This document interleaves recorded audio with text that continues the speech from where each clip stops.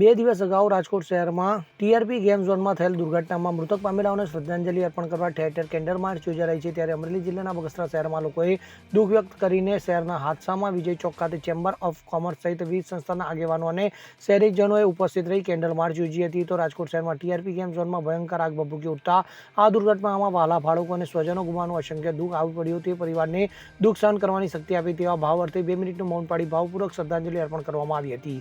તો આ કાર્યક્રમમાં શહેરમાંથી મોટી સંખ્યામાં લોકો ઉપસ્થિત રહી મીણબત્તી પ્રગટાવી કેન્ડલ માર્ચ યોજી શહેરીજનોએ દુઃખ વ્યક્ત કર્યું હતું।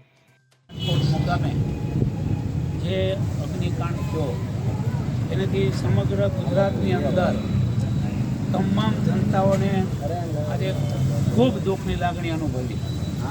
આના અનુસંધાનમાં ગુજરાતના અનેક શહેરોમાં મૃતક આત્માઓને શ્રદ્ધાંજલિ આપવાના આવી રીતે સામૂહિક કાર્યક્રમો ગુજરાતમાં ખૂબ થયા છે।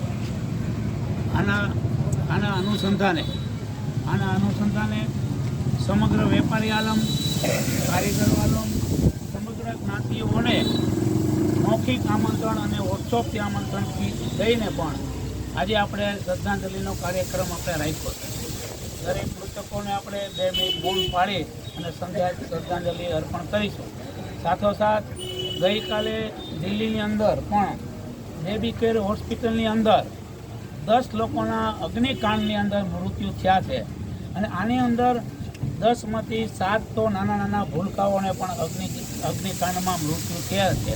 તો રાજકોટ અને દિલ્હી તમામ મૃતકોને આપણે 2 મિનિટનું મૌન પાડી અને શ્રદ્ધાંજલિ અર્પણ કરીશું। ત્યારબાદ કેન્ડલથી જગાવી અને દરેક મૃતકોને આપણે શ્રદ્ધાંજલિ અર્પણ કરીશું। તો આપ સૌને વિનંતી 2 મિનિટ મૌન પાડી અને આપણે દરેક મૃતકોને શ્રદ્ધાંજલિ અર્પણ કરીશું।